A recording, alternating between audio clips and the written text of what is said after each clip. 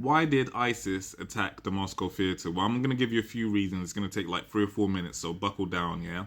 So, 20 years ago, this was very normal for Islamic militants to attack Moscow.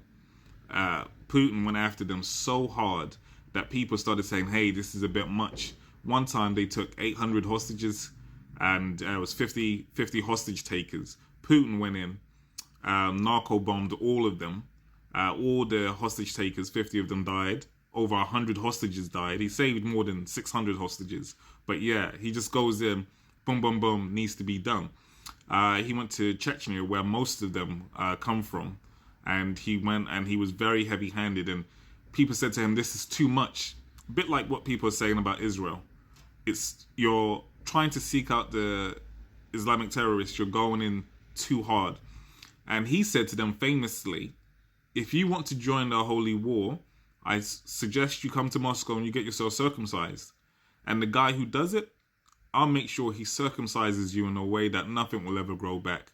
He was really anti all of this kind of Islamic attacks 20 years ago. Now, fast forward to till today, and it looks like doesn't make sense. Why would he be attacked by Muslims, given all the stuff that's going on in the world?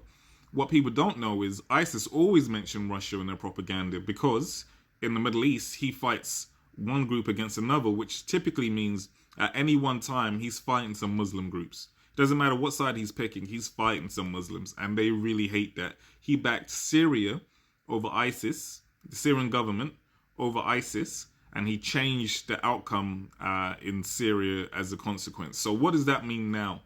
Well, the anti-Israel lobby has been picking up steam. There are marches in London almost every weekend in fact. And basically they've been able to say the US, America, UK are responsible for everything in the world. And Hamas, Muslims in general, Russia, China, Iran, Pakistan, they're on the good side. They are the axis of resistance. Depending on what happens now, that narrative will change. So the whole thing is you can't attack Muslims during Ramadan, right? Because it's like a sacred month. But if ISIS are found to be behind that, then it looks like it's one rule for them, another rule for everyone else, number one.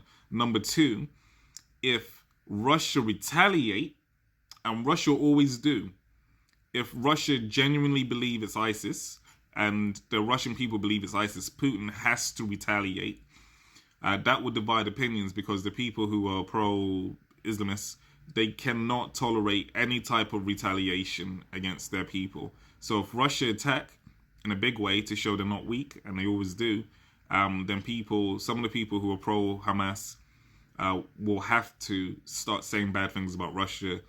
Already they say, no, it wasn't Muslims who did it, wasn't Islamists, it was the Americans who did it. Despite the fact the Americans gave a lot of warning. It was the Zionists who did it. It was the UK. What do you mean they had Muslim beards? No, it was fake beards. They're pin-up beards and not real beards. Russia's captured all of the people now, all of the suspects. Okay, so we're going to find out who is behind this, at least who Russia want us to believe is behind this. And if they retaliate, the whole Israel-Hamas thing, that's going to take the narrative will change, because if you remember, Israel said they were attacking Hamas for attacking them first. In a very similar type of terrorist activity, they killed people at a music festival. So if Russia does the same, then people will start to see a pattern, and I think the Palestinian cause will lose some of its support, because people will say, well, what do you expect folk to do if you do a terrorist attack against someone who is stronger and determined? They will come after you with the full force of their military. So let's see what happens. But if it was ISIS, the narrative on Israel-Palestine is about to change big time.